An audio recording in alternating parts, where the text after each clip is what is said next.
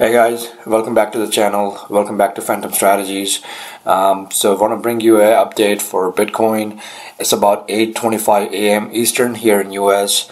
Bitcoin is trading at 76.89 right now. And we are trying to get out of a down channel that we have been sitting in for past 30 days. It's about 30 days that we have been sitting in this down channel. Okay, so before we get started on the technicals, if you're new to the channel, please make sure you subscribe to the channel, hit those notifications and the bell icon so you can get this content right away. I have said it plenty of time before that we are in a very dynamic market, and what was relevant last week might not be relevant anymore. So we have to stay on top of the market in order to be profitable.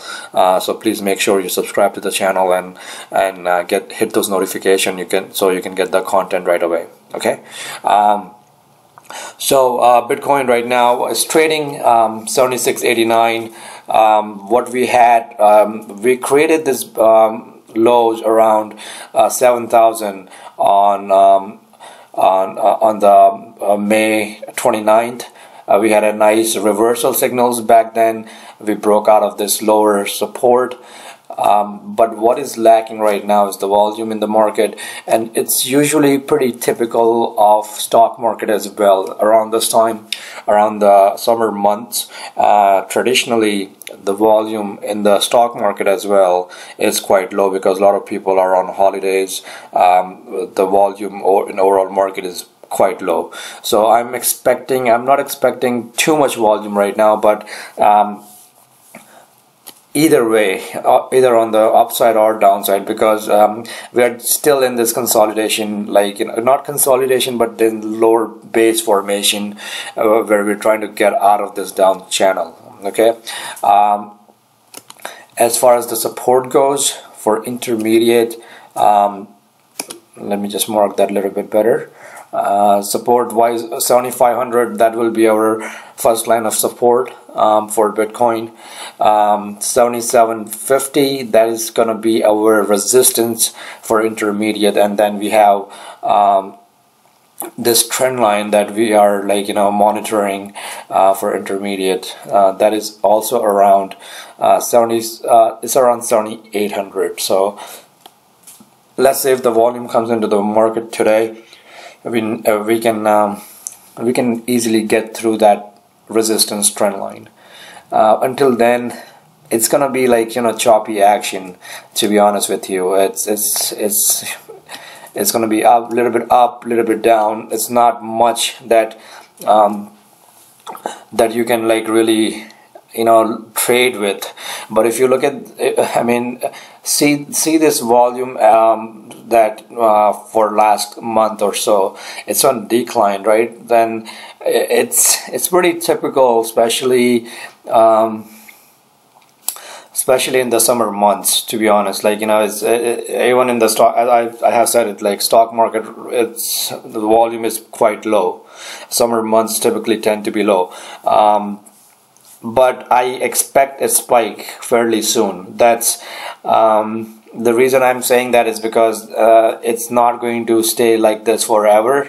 We will have a squeeze that will create a spike, and the volume will come into the market. Just brought you a smaller time frame, about 4-hour time frame. So let's say let me just zoom this in a little bit. Okay, all right. So if I go to the 4-hour and create this trend support line, that tells me that we will have some kind of spike within 24 hours. Okay, 24 to 48 hours. I'm a little bit more bullish than bearish at this junction right now. Even if the market sells off a little bit, I think that's a good buying opportunity.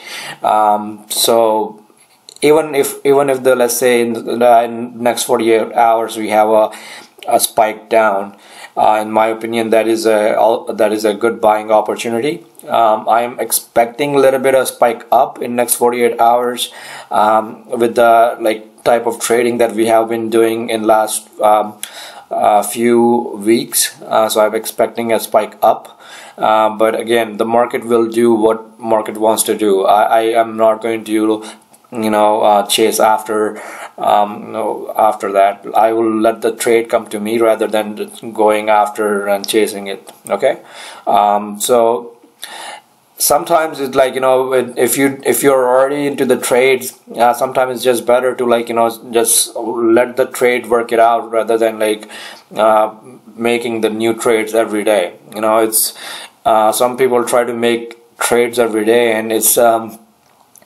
eventually you'll get burned out. Out of let's say if you're making 10 trades and 7 of them are are going in your favor somewhat or not, you're making somewhat money in those 7 trades, but the 3 trade that really goes against you, that will eat up all the profit that you had for that 7 trade that you made. So that's something a lot of amateur trader have done in the past, including myself when I was getting started about 20 years ago. That you tend to overtrade.